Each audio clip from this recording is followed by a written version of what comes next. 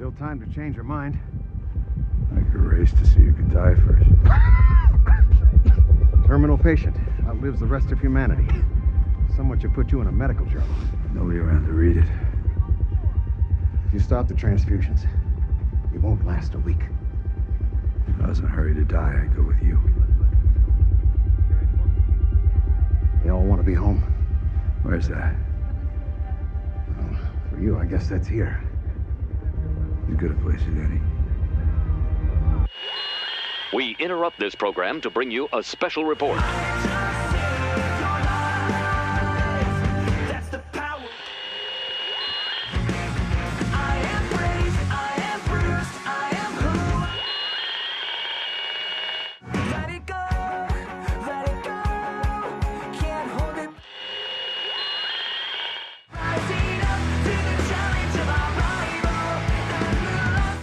This is Cheapseat Reviews.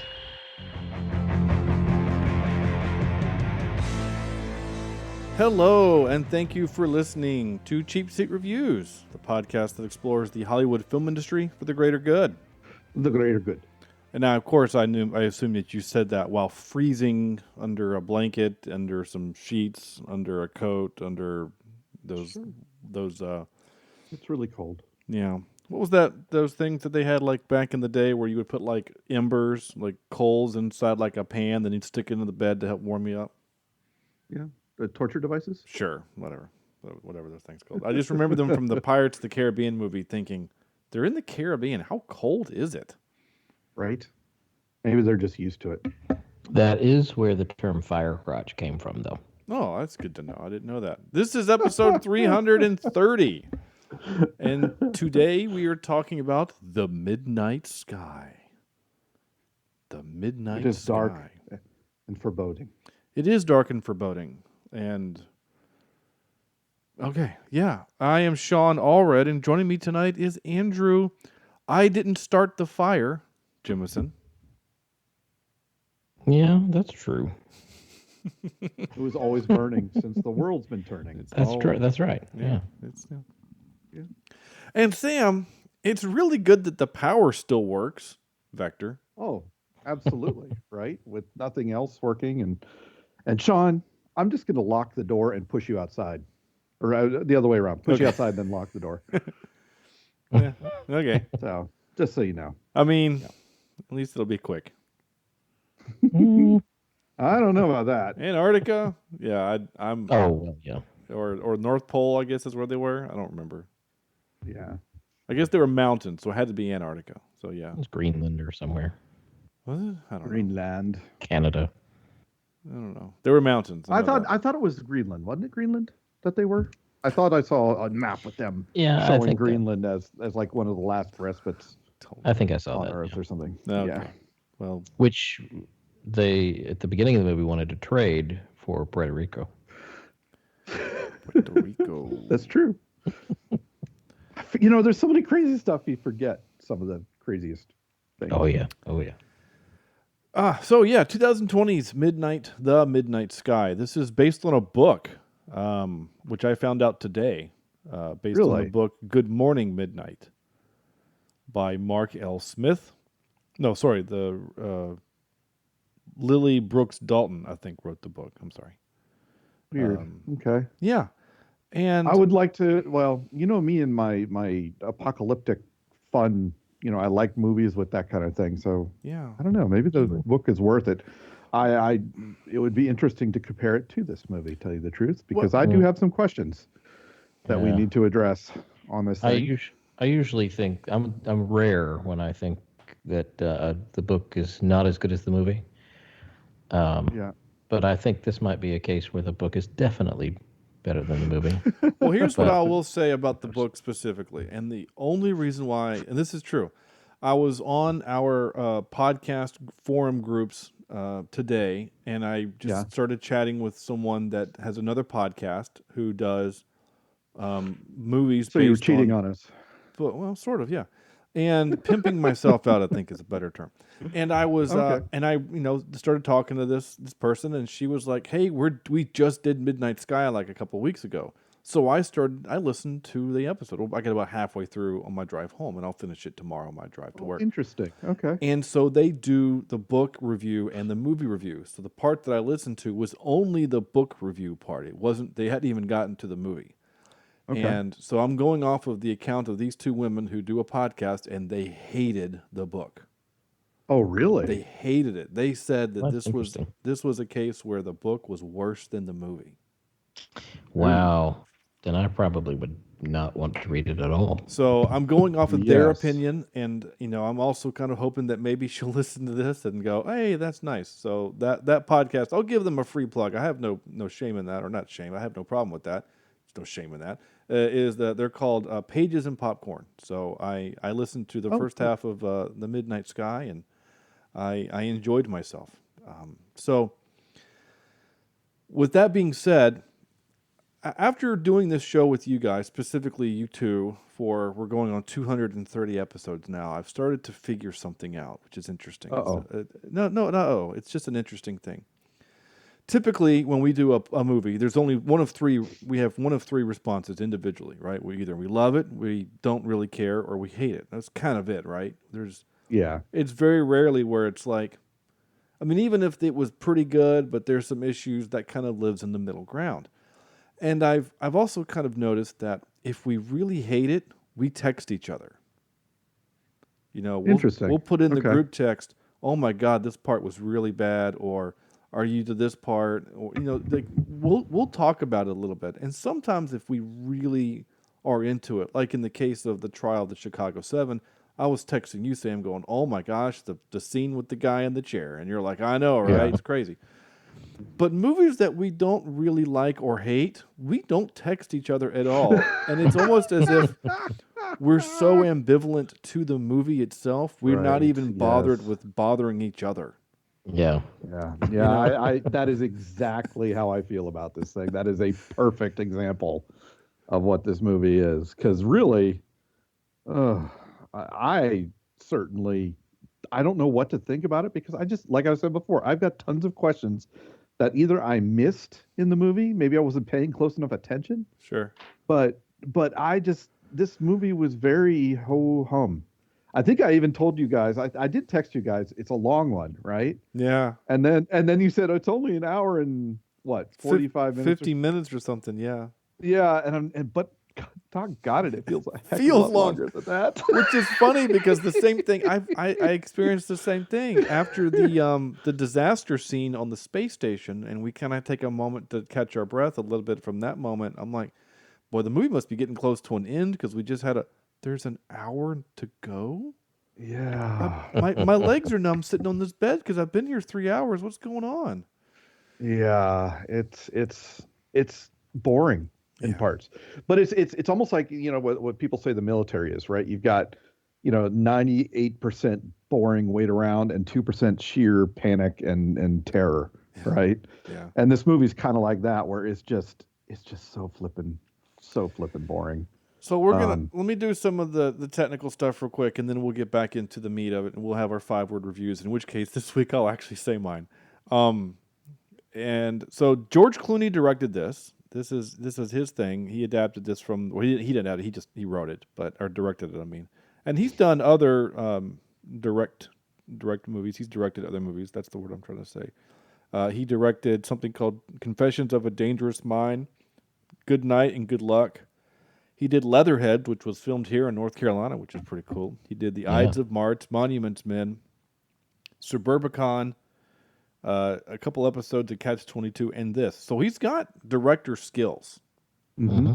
And of those movies, unfortunately, the only one I've seen is Leatherheads, which was pretty funny.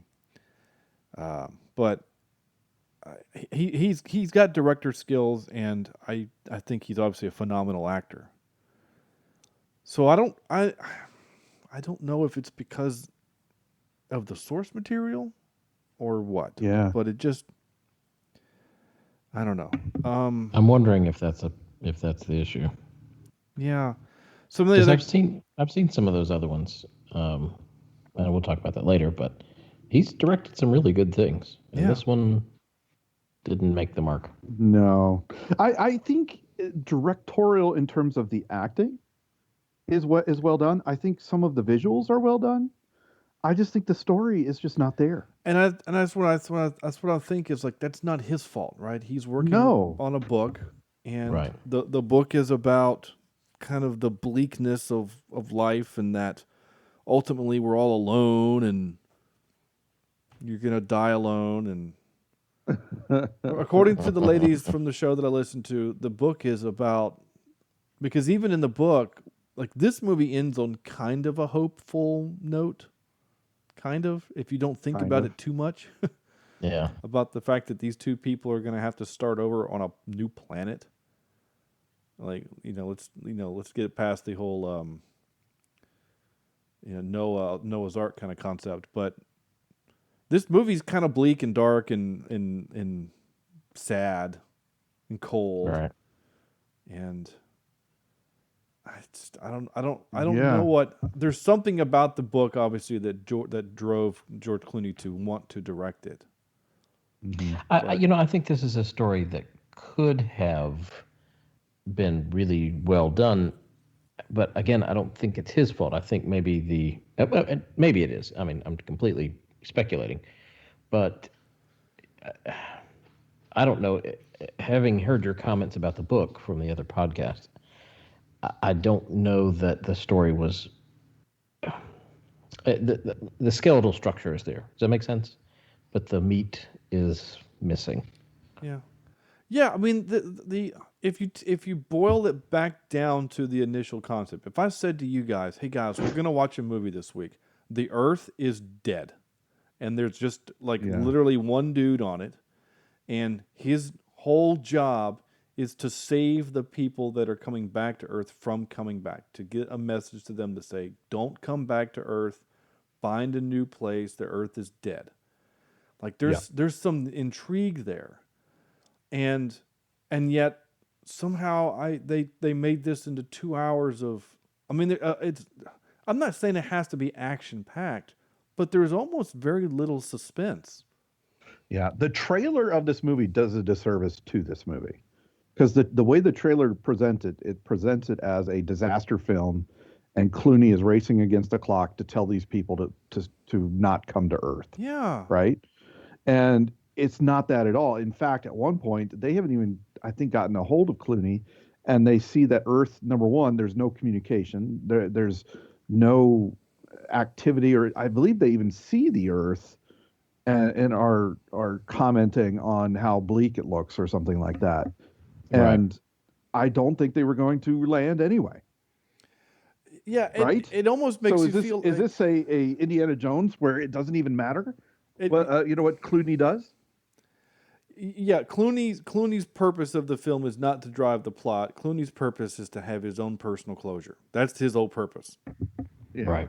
It's not like he's actually helping anybody, because he's not. And we'll get to the girl's, subplot here in just a second, the little girl, twist here in just a second. But you're right. It is kind of Indiana Jones in that at the end of the movie, the Nazis still die on the hill and the thing still gets taken by top men. Where in this case, they just see the Earth is dead and they turn around and go home, except for the two guys that want to go die on the Earth. Die on Earth.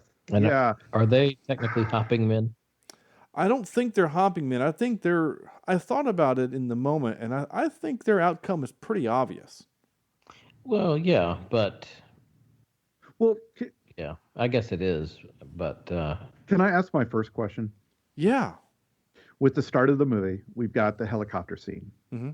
And people are being... what do you call it? Not evacuated. Evacuated, thank you. Where did they go? Where are they going? I remember someone saying something about underground. They were going to try to go. He makes the comment that the only inhabitable place is underground, and that's only for a limited amount of time.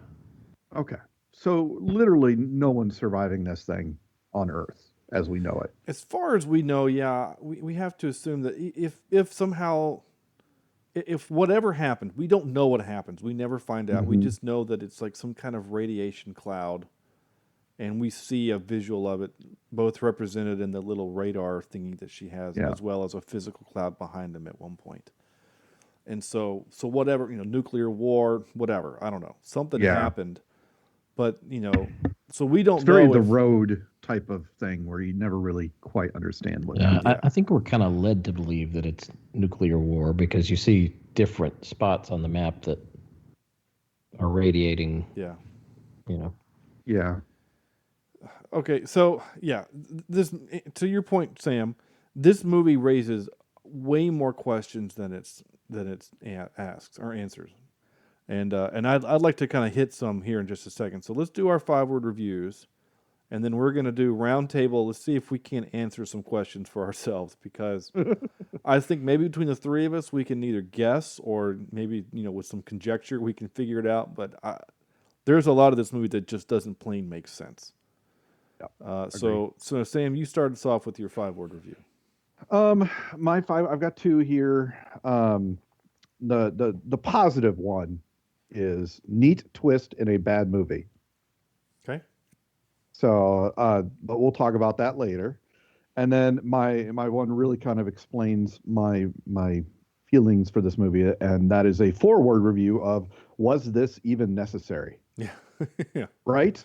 Did we learn more about ourselves in this movie? Did we find out more about humans or the human condition in this movie? And I don't think there was a, movies don't have to have a moral to the story, but they need to tell a story with a beginning, middle, and end. And I did not think it happened in this one. Yeah, no, I agree. Okay, let's just since we're here, Andrew, let's just go ahead and do our 5-word reviews. Okay. Mine's pretty simple. And that is long, slow, predictable, and a little boring. Just like a Saturday night at Andrew's house. Exactly. Yeah. Oh, man. Okay. Yeah. Yeah. All right. And like I said, since we're here, I'm just going to do mine. Krusty Clooney gets cold quick. He was kind of crusty, wasn't he? It was so crusty. I don't usually get to make the funny ones, but I was in a mood. That's perfect, though. Yeah. Yeah, that's great. All right. So let's ask some questions, okay? Yes. Wait, no. Oh, yeah, that's right. You did it, yours. Never mind. Yeah. So let's ask some questions, because I know we all have questions about the movie that we just don't understand. So Sam's, your first question is, where are these people going? Okay. Yeah, where did they go? That's how the movie starts, right? Is everybody's evacuating, So and apparently they're underground. They're turning into underground. ants. We're going to go live underground. They're going to turn into the Matrix and live underground. Okay. Whatever. Okay. So that's question number 1. I'm just going to skip over the fact. Here's my honestly, this is one of my biggest issues with the movie, is I don't think that the author of the book is a science fiction author. That's the problem. Yeah. There's Interesting. I don't think there's enough science fiction in my existential drama.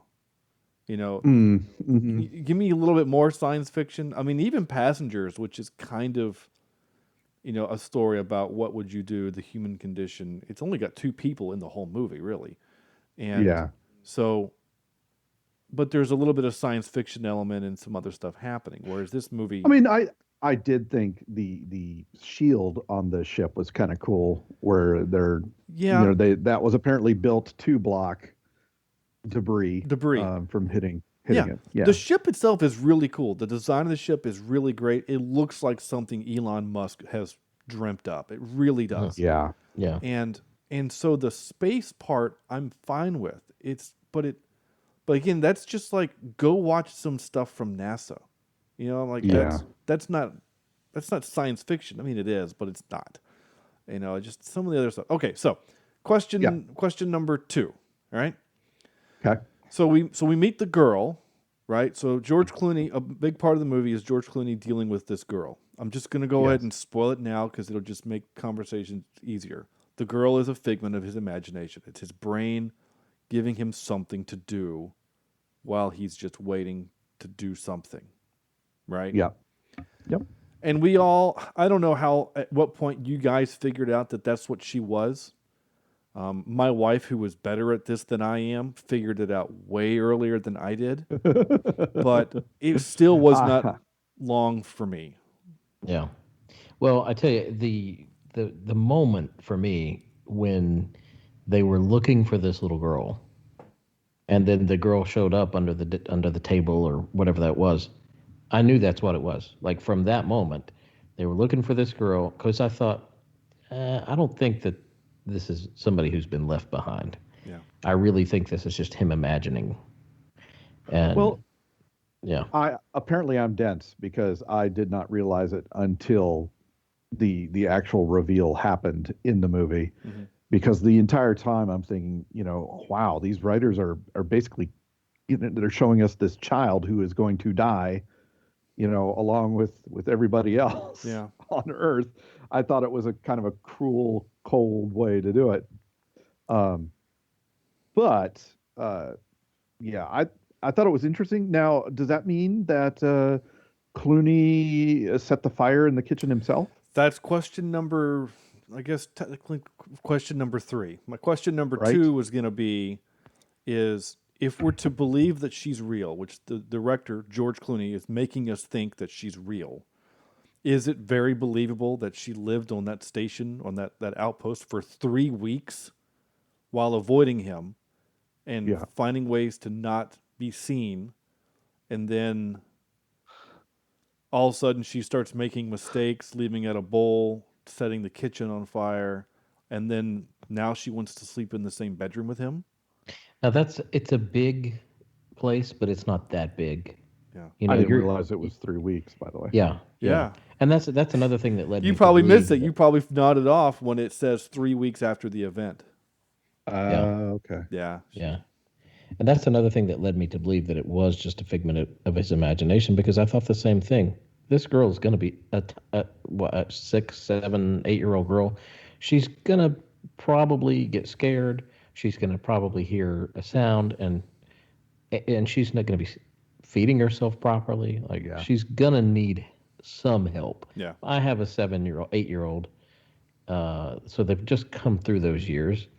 They are independent, but not fully. Yeah.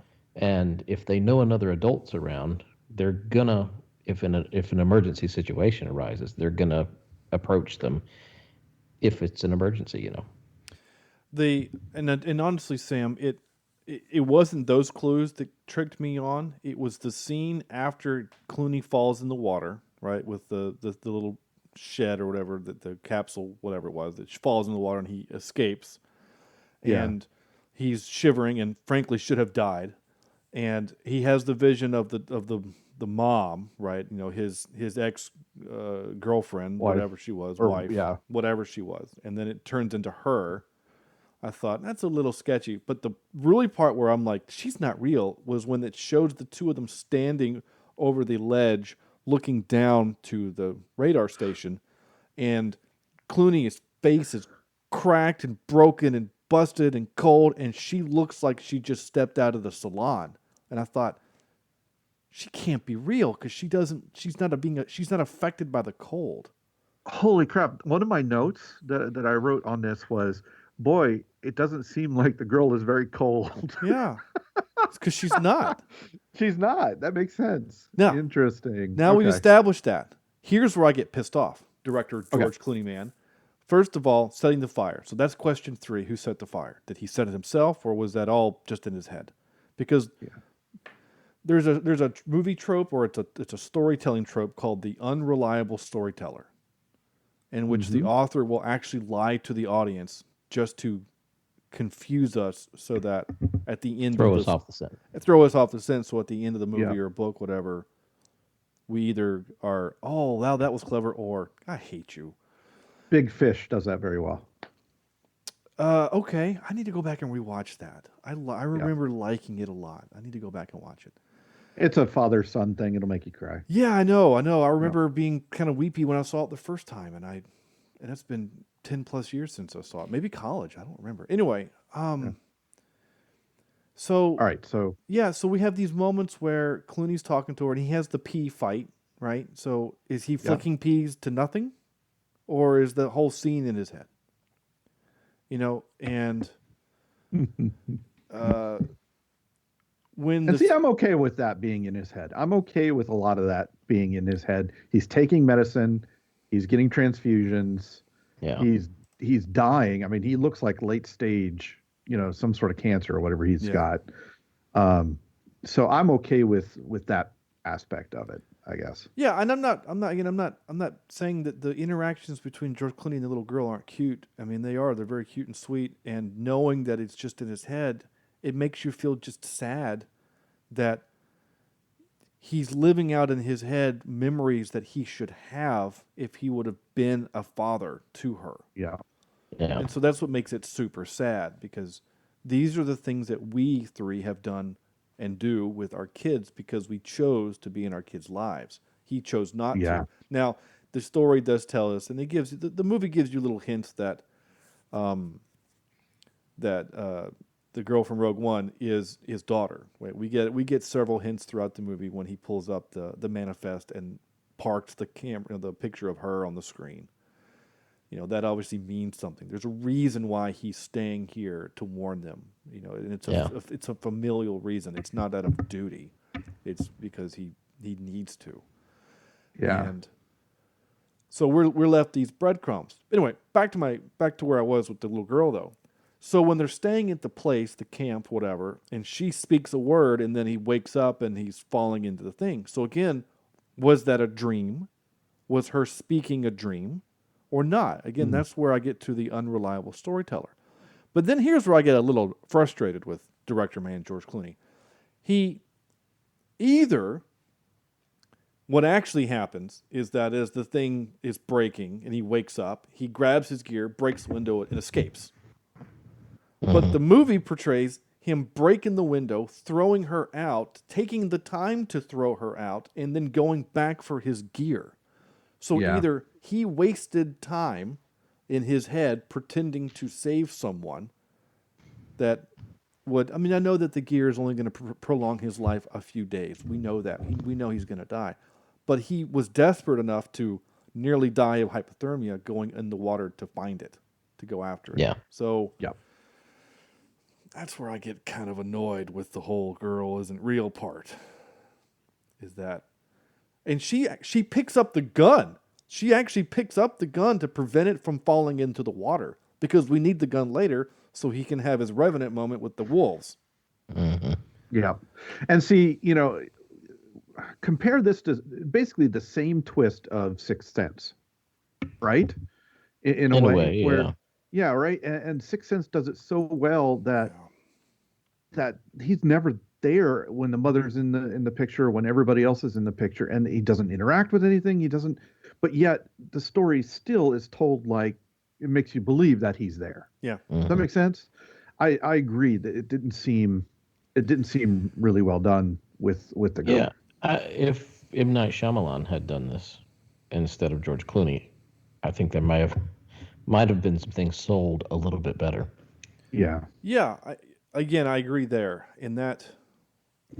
Yeah. Because Shyamalan, I mean, The Sixth Sense is a genuinely great movie, and frankly, Shyamalan's best film. Though he's done a couple recently that I have not seen that are pretty good, that I've been told. Yeah. But you're right, Sam, is that in Shyamalan in Sixth Sense, Bruce Willis. It was just so funny. I remember I watched it in the theater and then got to the end. I was blown away. Like, oh my God, mind blown.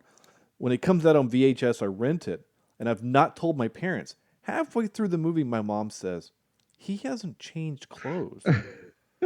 He's in the same clothes. Why is he still in the same? I bet you. And Dad says, yeah, he died. I'm like, what? So anyway, spoiler, sorry, for a movie that came out 30 years ago. All right, so that was question what? We're up to question 3 or 4. Okay, here's question number whatever. The goal is this, right? His sole purpose in staying is to stay at the station so that he can communicate with the ship, right? And here's kind of another side question. He pulls up the list of all of the ships, and all of them are like offline. Ether, still operational. So it made me kind of feel like there are lots of spaceships out there. Yes. Like it was a shotgun. It was a shotgun attempt by NASA to find a habitable location or planet, and this was, Ether was the last one out there, out at all. Yeah, exactly. Something happened to everything else. Yeah. I thought the same thing. It made me feel like they were just one of a handful of crew going to this Jupiter planet K23 that just conveniently can sustain life, being, Wait. Now that brings up my next question. Right. Now that we're in space and her dream is that she gets left on this planet. Yeah. Why are they leaving the planet again? Well, the mission, so just to find the inhabitable planet. Yeah, Varsity Blues coach, he said the goal was to go there and turn around. They were there. Yep. People can live here. Now let's go back. But I'm taking it that by the time they get back, everybody's dead? Yeah. So, I mean, it would take, several weeks, if not, I guess it would probably take a couple months, right? So, literally, with all the other spaceships down, they are the last bits of humanity on that ship. Yeah. And there's two women originally. Yeah. One of them dies. And Felicity, is it Felicity Jones? No, what's her name? Yeah, that's right. Yeah, you're right. She is the last woman alive. Yeah. Mm-hmm. Which means humanity's future is in her womb. Right. Well, and not even really, if you think about it, because I had this conversation with my wife. Well, these are the last two people alive. Well, and here's that's where I was going, Andrew, right? It's the Noah conundrum, right? These two other men leave the ship. Their genetic makeup leaves the other ship, and she's left with her boyfriend and a baby. And so those two other men could have helped the genetic. And this, of course, I'm going far beyond what the movie is about, but this is where my head goes. Yeah. In terms of the fate of humanity, at least there would be some sort of genetic diversity with three fathers and one woman. Certainly not the best, but at least a start. They wouldn't end up with tails and things. Yeah. Well, and besides just that conundrum, there's also just the simple fact that it would have been nice to have more help. I mean, I'm just saying, like, it was a bad choice. Those two idiots. Well, in the movie itself, thinking, what are those morons doing? Here's what got me about that whole situation. When they leave on that shuttle, one of them says, "It really takes two people to fly this thing. You're leaving two people to fly an entire space station." Yeah. Like. Two people for a shuttle, and you think one of whom is very pregnant. One of which is very pregnant, and if anything goes wrong, is going to have to go back outside and spacewalk again. I mean, like, it's just not a good plan. Well, do I need to play it? You might need to. You're not wrong. I will say this: I did get the look from my wife when I said, I don't understand these guys' decisions. Not a great plan. And she said, "You wouldn't come back to look for me and the kids?" And of course, now I'm sitting here with my wife, who is within striking distance of me, and I'm like, "Well, I mean, would you want me to? If you knew that if I came back, all I would do was die with you?" And then she was just like, "Oh, I don't know." Ooh. So. Because that's all they're going to do. That's only if they find them. They don't know where they're going. No. Right. They have no idea. So all they can do is land near where they used to live. And as soon as, what I would assume is how bad the air is, as soon as they open the shuttle doors, they're going to die of radiation poisoning. Yeah. So, I mean, they're literally on a one-way trip. And they know they won't last long enough to search. Yeah. It's a weird decision. And I know it's tough. And I know it's easy for us to say what we would do in our comfy armchairs and not the cold, but here it is though. You look for drama, you look for storytelling. There's the drama is in the conversation of, do they stay? Do they go?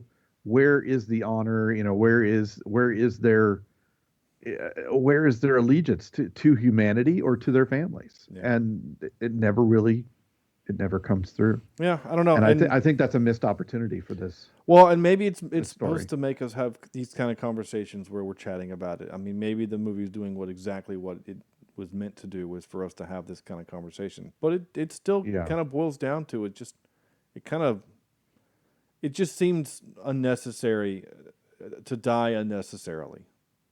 Yeah. And I know that, and I get, and people that are probably listening, to their phones and saying like, yeah, but how could you turn around and leave not knowing if your family was alive? What if there was a chance that you could find them? Would you not try? And I get that. And part of me wants to say, yeah, I would want to try. But here's the decision. Keep going back in time. These people left on these spaceships on a single mission to find a habitable place for people. And they had to make that decision when they left. They might not be coming back. And if they're coming back, maybe they pick up, their family and go to this new place. But once they find out that everybody is dead, everybody is gone, then I say, for God's sake, let it be. Well, I mean, even Varsity Blues coach, he even says, when I signed up for this, I knew the danger. My wife knew the danger, but the danger was to me. The danger wasn't supposed to be for my family. So he does it knowing the risk to him. He's okay dying.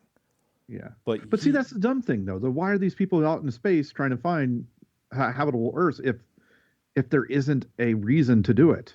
Well, the reason's to explore, right? The reason to do it is to do it because it's the next thing. Are we sure it's to explore, or is it to... Well, we don't to save themselves. We from don't. Earth? We don't know. The movie doesn't tell us that this is because Earth is dying. We don't know. We just think that Alistair, George Clooney's character, younger self, he finds this planet and says, "Hey, this could be a habitable place for us." And so the planet, digs up some money, and they create this spaceship that is very, very advanced from anything that we have now, that can get to Jupiter and back in relatively short time. And 3 weeks. I mean, something like that, right? I mean, It felt like it, yeah. Well, because here's the crazy part. Like I think they showed the first time they had a conversation at the meteor when they got hit by the whatever. They were still pretty far away, but they were having instantaneous conversations. So obviously they found a way to communicate without the delay of time. Yeah. I mean, that's one of the things I love. And it's unfair to compare this movie to The Martian, but that's one of the things that's great about The Martian is that Mars is our closest neighbor, and that's a 28-minute delay in response from the time that they, you know what I'm saying? Like, to have a conversation that could take an hour for a question and a response. I think it's like a 28-minute return. I can't remember that specifically, but anyway, that's just some of the sci-fi that I thought was weird, that they were still pretty far away, and then all of a sudden it was like Earth was just in front of them. You know what I'm saying? Like it seemed. Well, it was weird to me. They saw images of Earth and all the craziness that's going on, but then it was like another 30 minutes before they finally got visual out the window or something like that. It was like, Well, what? They tapped into a satellite, right? Oh, is that Like what it was? Yeah, they tapped into a telescope and got their first view of Earth. Okay. I missed that. And then that's when they found out that, things had gone pretty bad. I missed that. I must have missed that part. I knew that they were using like a view screen kind of concept, that they were, I thought it was just cameras on board the ship, and I thought, but those are some good cameras to be able to give you high res of Earth. But okay, if they're looking at some kind of, weather satellites or any of the thousands of satellites that are looking down on Earth right now, then yeah, it makes sense. Yep. Yeah. Okay.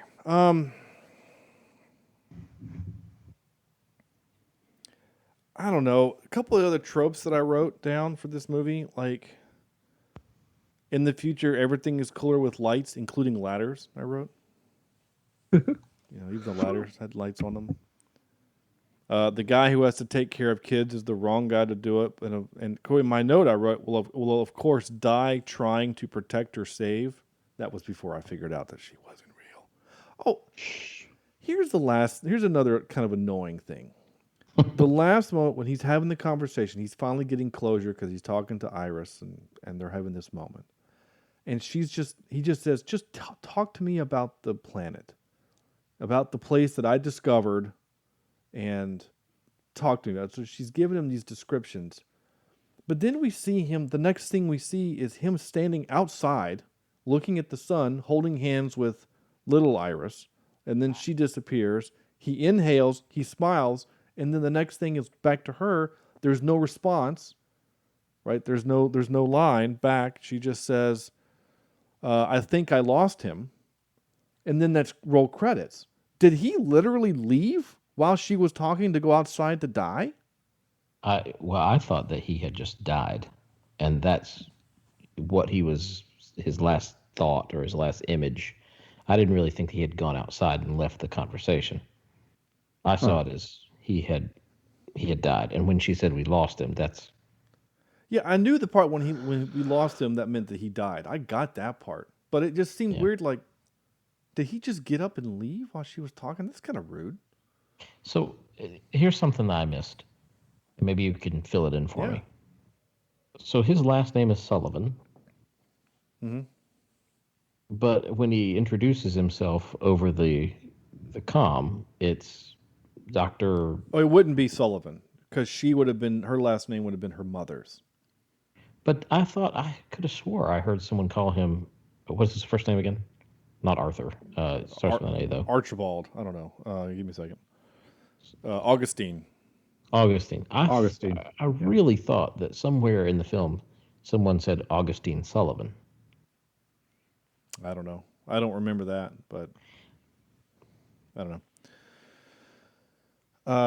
I will say that I did pick up the second that Felicity Jones wakes up from her dream and walks by the captain and says, "I'm mad at you." And he goes, "For what?" And she says, "Because you left me in my dream and I'm not talking to you."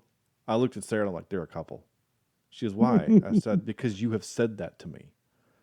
Yeah. Like every man that has married has done something in a dream to piss off their wife, and they are legit pissed at you the next day. I mean, not legit, but kind of. You know what I'm saying? Like kind of not. They hold it over your head. A little Yes, bit. they Like, do. My wife will wake up and she'll say, "You cheated on me in my dream." I'm like, "Well, I was here all night, so I promise you I didn't." She said, "We'll see. You're cooking dinner. You're cooking dinner tonight." Okay. Let's see. Yeah, I already mentioned that. Let's see. Sorry. Oh, singing in a movie with a potential disaster lurking will always bring on the disaster. So they're outside and they're singing "Sweet Caroline." I said I was waiting for the explosion or something to happen during the bum bum bum. I was literally waiting for rock or something, missile. I don't know, whatever.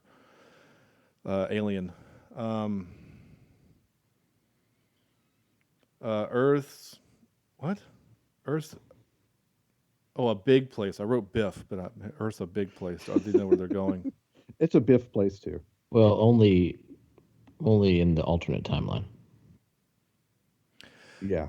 The last thing I started to mention this, and I think I messed up. Or I got sidetracked by my own thought train. Was that if the point of him? This is what I started to say. If the point was him to stay there to communicate with them, right? That was the point. Then why didn't he say to Tim Russ, the guy he was talking to at the beginning of the movie, who was our Star Trek connection, why didn't he just say, "Hey, can you give me a lift to the other station that has a more powerful satellite so I can get in touch with them sooner?" I'm saying, like, there was no reason to wait 3 weeks there if you knew that the other station was better. Well, was it that, or was it he didn't? I thought he said that he didn't think the radiation would travel that quickly. It's irrelevant. It just feels like he knew he was always going to have to go to the other station because he knew it was there and that it was a bigger satellite dish. Yeah, that's what's confusing to me is that thing. Which It's not the size of the satellite.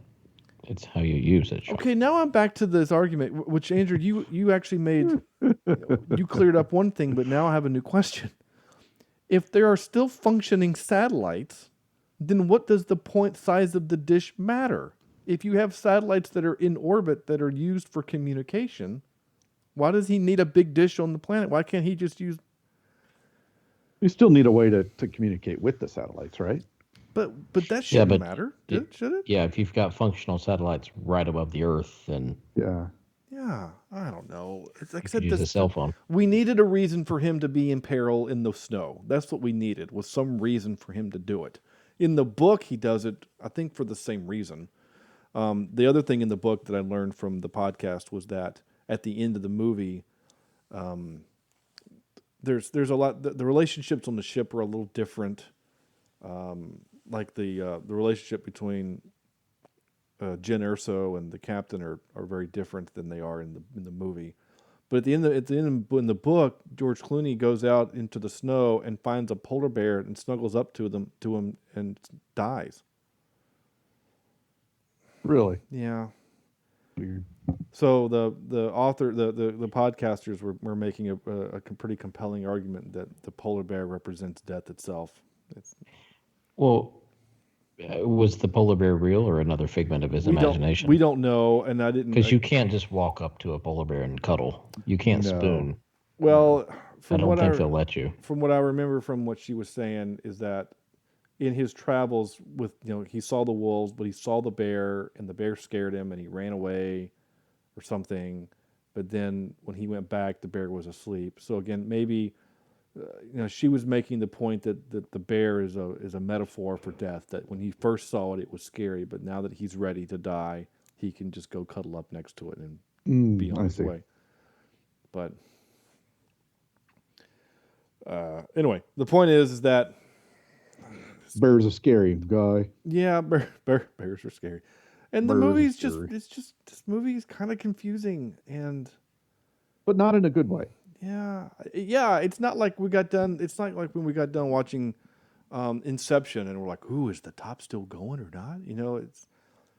I'm not gonna think about this movie anymore after tonight. I'm just not.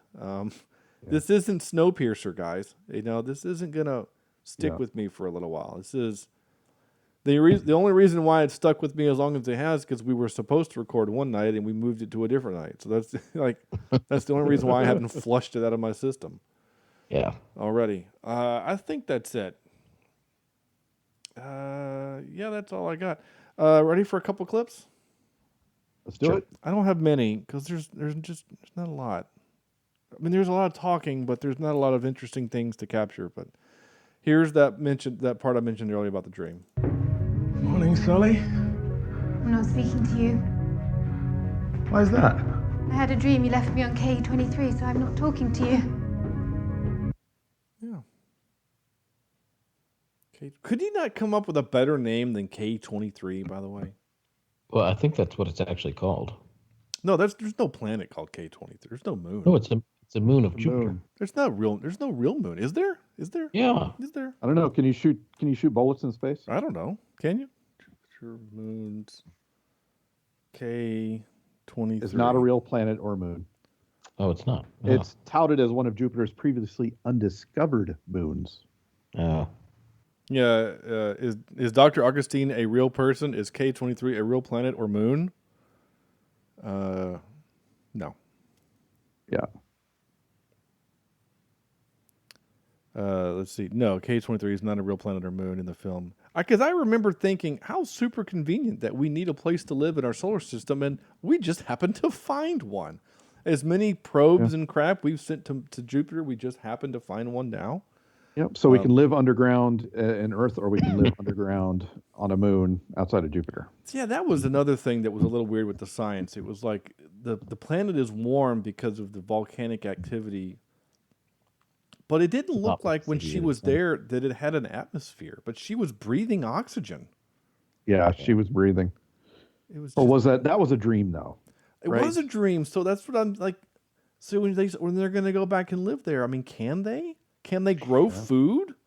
Is there air? You don't know. Like there was atmosphere is because It was so far from the sun that it wasn't bright enough to light the sky, I guess.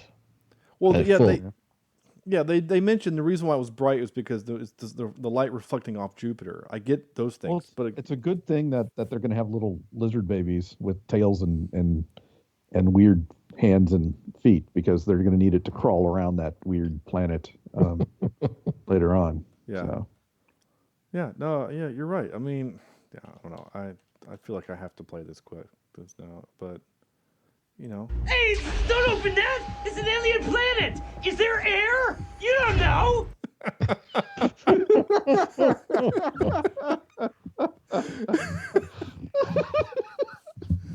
Oh, Mr. Rockwell. Oh, he's so great. It's such a great line. Okay. Every person that's had a child has said this. You know, there's no rule that says you have to touch everything. Right. Yep. This was about the only funny in the entire movie. Hyacinth. What? What's my mother's name? It's a flower. Hyacinth.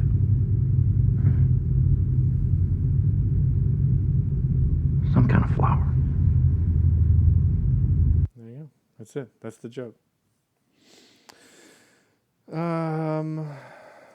Going home. I already forgot what this means. If we go back. He's still alive. Falls will be the last areas hit. And he told me that air contamination We don't levels were know rising at his anything. We all location. saw what it looked Our like. mission was to go to K-23, turn around, and come home. We're going home. There you go. Going home.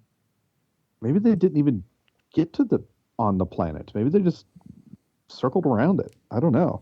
I don't know. I mean, I thought she's describing the planet like what it looks like as if she was on the planet. So I'm making the assumption that she had boots on the ground there. But yeah, I'm thinking the dream that she had is, I mean, when we dream about locations, I dream that I'm in my grandparents' house like twice a week. And so I can, if you've been somewhere, you pretty much dream it the right way. Yeah, it's like when I have my dumb Spider-Man dreams. One, I'm scared of heights, which is really terrifying, really annoying. But two, I've never been to New York City. I was there for like 6 hours, a couple of years ago. But before that, I'd never been there. So all my web swinging is like around, cities like Boone or High Point, where there's only like 4 buildings that are taller than 3 stories. So it's not very exciting. Like I'm swinging from telephone poles. And again, I'm also, once I get about over 30 feet, then I just freak out and get scared anyway. All right. It's weird. It's super annoying that my fears follow me into my dreams. And now for some more bad news. Ready? Well, typical Netflix film, there's not a lot of trivia. So Sully's pregnancy was a result of Felicity Jones being pregnant in real life. And when I saw her there was one shot in this movie where I was like, oh, I bet you she really is pregnant. Yeah. It was in her face, right? And you could tell. Because the character in the book isn't, so I guess. Isn't pregnant? Is not pregnant. No. So they added the pregnancy for the movie. But they added the pregnancy for the movie because the actress was pregnant. Now, I guess you could argue, didn't just recast somebody? You don't have to have her. Get somebody else, but... I think it makes it interesting. I think it does, too. Action going on the spaceship. I mean, it adds another element of suspense in some ways. And also adds a little bit of the humor because people keep offering up different girl names and stuff. So, but I mean, also other than the fact that I mentioned that the dream part, it's pretty obvious who the dad is, right? Because the other guy's screaming about his family, and the other guy's like 40 years older than her. So I mean, it's pretty obvious who the dad is, but it's not very professional. It just seemed. Did either of you think that the younger girl, I forget the girl's name. I don't know. Yeah. Anyway, did you think that she was old enough to be an astronaut? I mean, she looked like she was 19. Maya was her name. Her real name is Tiffany Boone. How old is she in real life? She was born in 1987. Okay, so she's my brother's age, so like 30 something. She doesn't look 30. She looks like she's 18. 18. Yeah. How old is you? 18. Well, mother effer, you look 30. Yep. Made you at least 30. Okay. Trivia. Back to trivia. Sorry. Tim Russ, which I mentioned earlier, and Ethan Peck. Ethan Peck plays young George Clooney. They're in the Star Trek. Russ plays Tuvok in Star Trek Voyager, and Peck plays a young Spock in Star Trek Discovery Season 2. And I thought this was actually kind of interesting for the sequence where Augustine and the little girl are separated. The production filmed during an actual snowstorm in Iceland where temperatures were negative 40 degrees. Ooh. Because it was so cold and actor-director Clooney was not wearing goggles, they could only shoot 1-minute takes before he had to take shelter and use a hairdryer to thaw his eyelashes. Wow. Pretty much the eyes. Remember how cold it would get in Boone? Yeah. Right? And your eyes would hurt? Yeah. I can't imagine negative 40 with wind. How do you even, as a crew for that? I mean, gosh. I have, well, you know the sound guys out there in sandals. I would imagine this. Shorts and sandals. In shorts and sandals. I can't imagine there being sound roll. on that at all, honestly. I would imagine that it's all just camera crew and some lighting guys. But, I mean, the coldest I ever was doing sound was in Erie, Pennsylvania in January. And I was under a tarp because it was snowing outside. We were filming on location, and I was under a tarp trying to keep the snow off all my recording gear. And, I mean, that was cold. And that was what, maybe 30 degrees? So I can't imagine negative anything. Oh, jeez.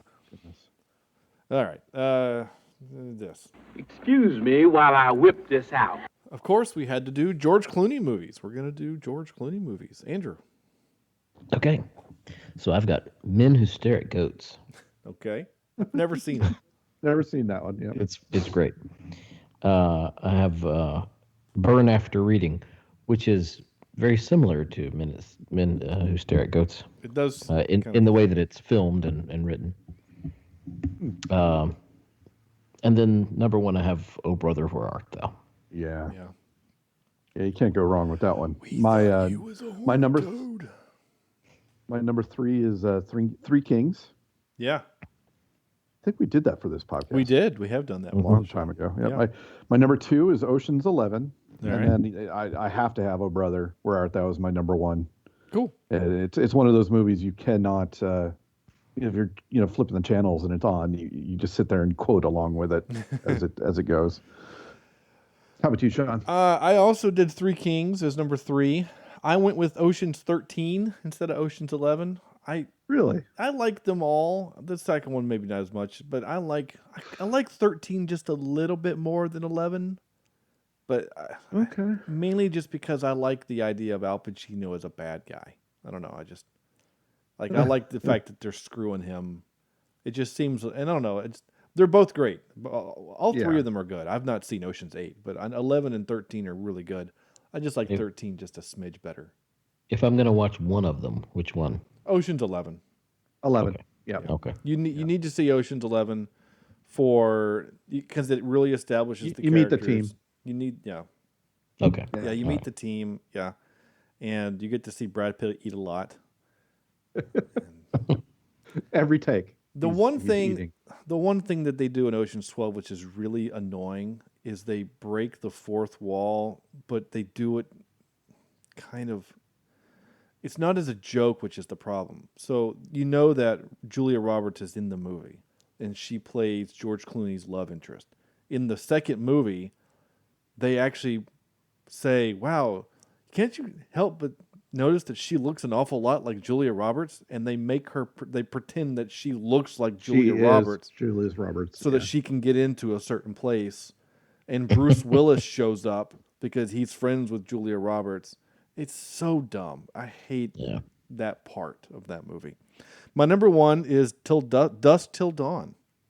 Oh, interesting. Yeah. Okay. Tarantino. Yeah. / somebody else. Rodriguez. Yeah. Rodriguez. Yep. Another honorable mention is Monuments Men. If you haven't seen that one, it's worth a watch as well. I do want to. Yeah. It was on our podcast list for a long time because I wanted to see it, and it was just never streaming. Yep. In fact, it might still be on the list if I look down far enough. But anyway, that's that. Time for this. Wait, what's supposed to happen? Still doing the quote, the ranking out of 10 again. Maybe we'll stop doing it. It doesn't really make sense to keep doing it, but whatever. George Clooney movies. Sorry, I'm typing. Andrew, what you got? I think IMDb put this at 5 point something. I don't like it that much, so I'm going to go about a 4.2. All right. I agree with Andrew. This is a sub 5 movie. 4.28 out of 10. Okay. Just for, I don't know why. I'm just going to give it a straight 5. Yeah. Just a 5. It's fine. It's not great. It's not bad. It's not good. It's not terrible. It's fine. I don't ever want to watch it again. Yeah. Someone on Twitter, I commented that we're doing this thing, and someone was like, "Is it worth watching?" And I used the phrase, "It's a slow burn with a slight twist." I mean, that's how I described it. I guess that could have been a 5-word review. We did have somebody post on our Facebook about what they thought of the movie.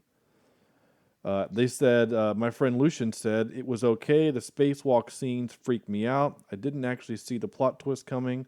I'm not sure if the solution was supposed to solve the problem, but it won't. And then another friend of mine, Samantha, who has, Samantha is the one that made us watch Sleeping Beauty, The Curse of Sleeping Beauty. Oh, yeah. Yeah, forever ago, right? She says, I'll second Lucian on this one with an okay rating. Great cast, great cinematography. The cinematography was good. We didn't mention that. The cinematography was a pretty movie, especially the sci-fi spacewalk stuff. Oh, yeah. The script and general storyline was too vague with so many things unanswered, which, again, we had 11 questions. Yeah. It was almost annoying at times, and the ending was even worse. That left me feeling like, well, okay, I guess. Yep. Yeah. So that's it. That's that. So 5. So okay. All I can say is that we've had 3 movies, we've had 4 movies, we've had 5, 6, 7 movies in a row where they've just been not great. I'm ready for a good movie. Yeah. I know, Andrew, you loved Wonder Woman, and that's great, but yeah, I don't think you can consider that as a not great movie. It was an okay. Except that Sam and I both said that it's not great, and IMDb would also agree with us. No, but I'm right. That's fine. I mean, you usually are, and you always have the best top 3 lists, so that's also a thing. The last little game we do here towards the end, and it's time to kind of put this thing to bed, so I'll say this. Stupid book. There we go. The movie line that we've been doing the last 3 weeks or 2 weeks, the classic 101 classic movie quotes. On my list, number 3. I can't read that. May the force be with you. There you go. That must Star Trek. Yeah, I'm pretty sure Gandalf said that actually. Yeah. Or maybe it was Harry Potter. I don't remember. Anyway, that's it. That's our show. The Midnight Sky. Go watch it or don't. I don't care. But don't. Next week we are doing An American President. It's a Sorkin written movie, An American President. I've never seen it. Yay. Are you serious? I've never seen it. I've seen like 5 minutes of it, and I know that my friend Shauna is in it. And I say my friend is, I worked with her. I don't really. If I walked to her, like if I saw her on the street, she wouldn't recognize me. At least I don't think she would. I don't know. Maybe she would. Did you run into her once? Many, many times. Okay. So on purpose. Yeah. Well, in the form of. Never mind. I'm going to stop. So okay, there's no way that it can come across as not being creepy. So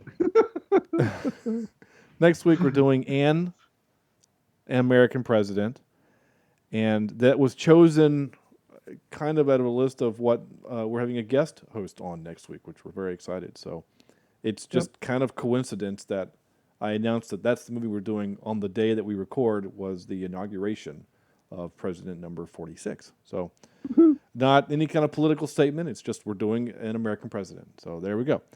And that's the show. That's it. I'm going to wrap us out of here by simply saying thank you guys. That's what Jill Biden says, by the way. What? It's time to go. Time to go home. No. Go back to what you said about the movie. That it's cold and boring. No, that we're going to do an American president. Oh God! All right. Nice. I appreciate that. Go visit our website, cheapseatreviews.libsyn.com. It's where you can go back and listen to all 329 other episodes. Leave us a review on iTunes. Seriously, if you're listening to the show, leave us a review on iTunes. It'd be great. Follow us on Facebook, facebook.com/cheapseatreviews. @cheapseatcast is our Twitter account. And cheapseatreviews@gmail.com, where we do have an email sitting there waiting for me to be read, but we got to do a baseball movie, otherwise the email will make no sense. So I'm going to try to get a baseball movie on as soon as we can. Maybe I'll squeeze one in after I want to say the American president, but it's an. That's also what Joe Biden says. Yes. Oh man, what strange images we have going on. Anyway, that's the show, guys. Thanks for hanging out with us for another fun episode. And yeah, that's it. Not watching anything right now because I'm just vamping for the music ends, but I haven't had time to watch anything, and that's okay. So next week, like I said, American president. On behalf of Andrew and Sam, this is Sean saying thank you so much for listening, and we'll see you next week.